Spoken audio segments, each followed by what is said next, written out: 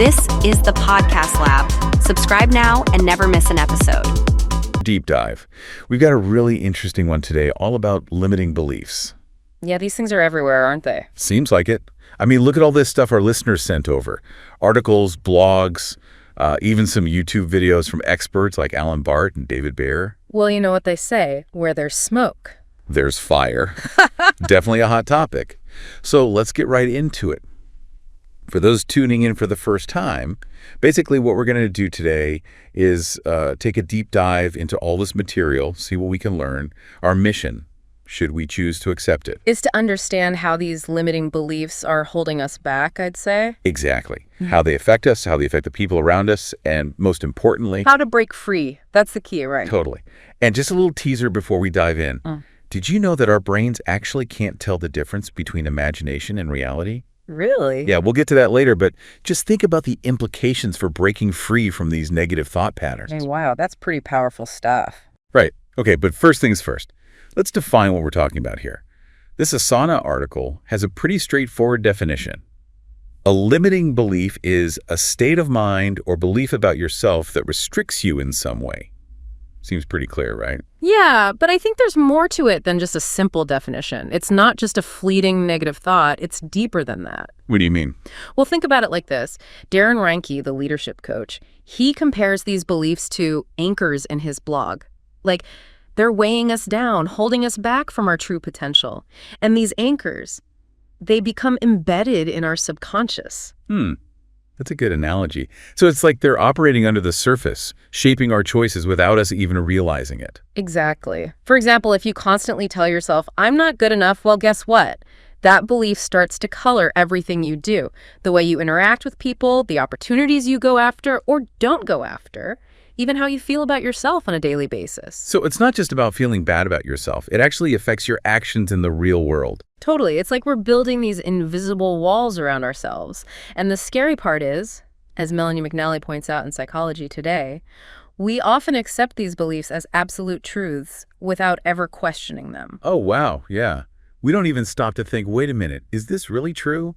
Or is it just something I've been telling myself for years? Right.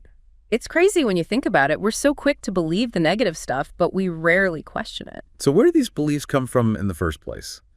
I mean, why are we so prone to self-sabotage? Well, that's the million-dollar question, isn't it? The Asana article touches on this, and so do a lot of the experts we're looking at.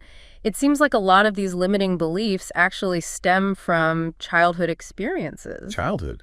Really? You mean the stuff that happened when we were kids is still affecting us as adults? It seems that way. David Bayer actually says that many of these beliefs are formed before the age of 7. Think about that. Wow. That's a really long time to be carrying that baggage around. It is, and it makes you realize how crucial those early years are, right?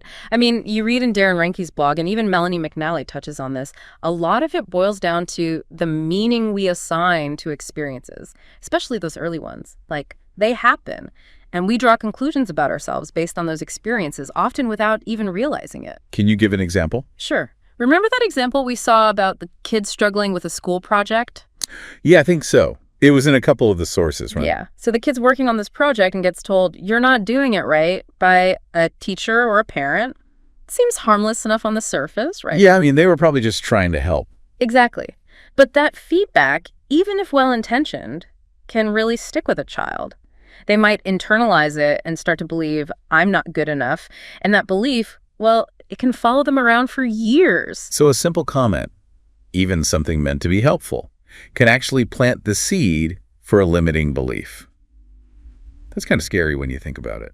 It is. And what's even crazier is how our brains actually work to confirm our existing beliefs, even the negative ones. What do you mean? Well, you know how they say seeing is believing. It's kind of the opposite here. It's more like believing is seeing, if that makes sense. I think so. You're saying we tend to focus on things that confirm what we already believe. Exactly. It's called confirmation bias, and it's a real sneaky little brain trick. So we're basically filtering out any evidence that contradicts our beliefs, even if it's right in front of our faces. Pretty much. Like, if you believe you're unlucky, you're going to focus on all the bad things that happen to you. And even when something good happens, you might just dismiss it as a fluke or whatever. Wow. Our brains are not always our friends, are they? Sometimes they play some pretty mean tricks on us. So we've got these beliefs taking root in childhood. And then we spend the rest of our lives finding evidence to support them, even if it's not true. That's a recipe for disaster. It is. And this is where things start to get really interesting, because these beliefs don't just affect our thoughts, they affect our actions too, and ultimately our results. David Bayer has a great video about this, something about hijacking self-awareness. Basically, he says that these beliefs create this domino effect. A domino effect. Yeah. They start with a thought, which then influences our emotions. Those emotions then drive our actions, and those actions lead to specific results. And guess what? Those results just reinforce the original belief. It's like a vicious cycle. Exactly. Like if you believe money is hard to come by, guess what? You're probably going to act in ways that make it hard to earn money. You might avoid taking risks or not even see opportunities when they're right in front of you. Right. And that's just one example. This can apply to anything: relationships, career, even our health. It's scary how powerful these beliefs can be. It's like they have this ripple effect that goes way beyond just our own self-doubt. They can actually impact every area of our lives. And the lives of the people around us too, but we'll get to that later. Oh yeah, we definitely need to talk more about that. We do. But for now, I think the takeaway is these limiting beliefs are sneaky, powerful, and often completely unfounded. So what can we do about it? We're not just stuck with them, are we? Absolutely not. There's hope. But we'll have to save that for the next part of our deep dive. Stay tuned. So we've got these limiting beliefs, these anchors holding us back. Yeah. But how do we actually break free? I mean, it all sounds a bit overwhelming. Yeah, it can be tough, but it's not impossible. And like any good journey, the first step is knowing where you're going, or in this case, where you are. Okay, so awareness is key. Absolutely. You got to shine a light on those sneaky beliefs before you can even start to challenge them. Many of our sources, they all emphasize this point. Right, that makes sense. But how do we actually become aware of these beliefs? I mean, sometimes they're so deeply ingrained, they feel like part of our identity. Yeah, it's like they're hiding in plain sight. That's why having some tools can be so helpful. Remember that downward arrow technique we saw in Melanie McNally's article? Vaguely, yeah. Could you refresh my memory? Sure thing. So basically, you start with the limiting belief, like I'm not creative, for example. And then you ask yourself, if this were true, what would that mean about me? Okay, so in this case, maybe the answer is something like, it means I'm not capable of coming up with new ideas. Exactly. And then you go deeper. Ask yourself, if that's true, then what does that mean? It means I'll never be successful in a creative field. See? You're getting it. By repeatedly asking that "what does that mean" question, you can really get to the root of the belief, uncover those deeper, often unspoken fears that are driving it. Ah, okay. It's like peeling back the layers of an onion. I like that. So once you've identified that core belief, then you can start to challenge it. Okay, so how do we do that? Well, there are a few different approaches. One that I find really powerful is David Bayer's decision matrix. It's all about consciously choosing a new, empowering belief to replace the old, limiting one. So instead of I'm not creative, maybe it's I'm capable of creative expression. Exactly. It's about making a decision to believe something different, even if it feels weird or uncomfortable at first. It's like we're rewiring our brains for success. You got it. And that's where positive affirmations come in. Alan Bart is a big advocate for this. He says that by consistently repeating positive statements that counter our limiting beliefs, we can literally create new neural pathways in our brains. So it's like replacing an old, scratched-up record with a brand new track. One that's full of positivity and possibility. Love that analogy. But I know what you're thinking. Affirmations can feel a bit cheesy sometimes, right? Yeah, a little bit like I'm trying to convince myself of something I don't actually believe. I get it. The key is to approach affirmations with intention and authenticity. Don't just mindlessly repeat the words. Really feel into them, connect with the emotion behind them. So it's about embodying the belief, not just saying the words. Exactly. Another powerful technique is reframing. Melanie McNally talks about this, and so does David Bayer. It's about challenging those negative interpretations we've attached to past experiences and choosing to see things from a more empowering perspective. Okay, can you give me an example of how that might work? Sure, let's say you got passed over for a promotion at work. The limiting belief might say, "See, I told you I wasn't good enough." Ouch. Yeah, that's a familiar one. Right.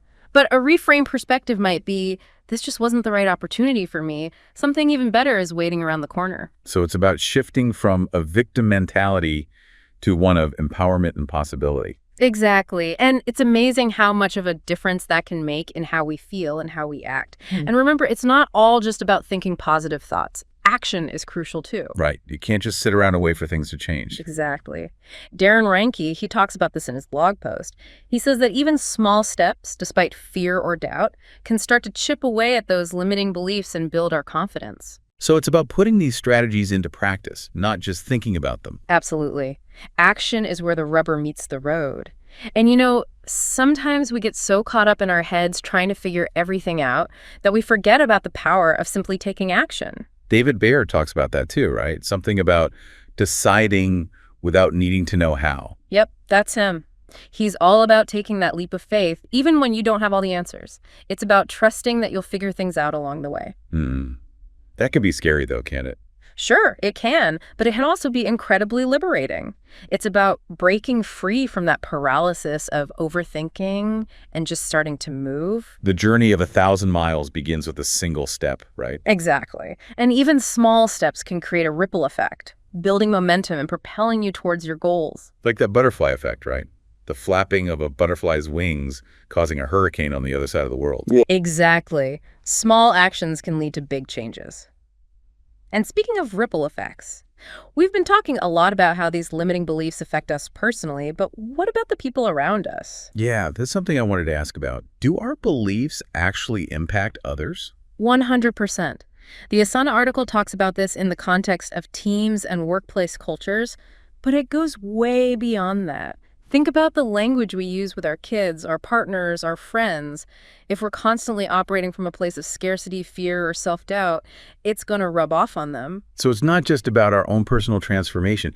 It's about creating a more positive and empowering environment for everyone. Exactly. It's about recognizing that we're all interconnected and our energy, whether positive or negative, can have a ripple effect on those around us. Alan Bart talks about this too, right?